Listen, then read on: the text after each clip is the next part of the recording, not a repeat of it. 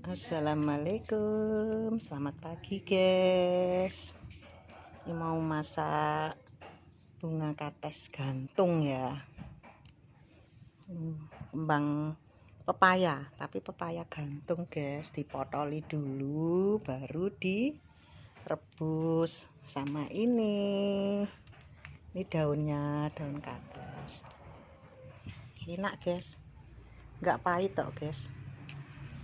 Kalau bisa caranya masak nggak pahit, sedap, enak, dan bergizi, sehat. Oke.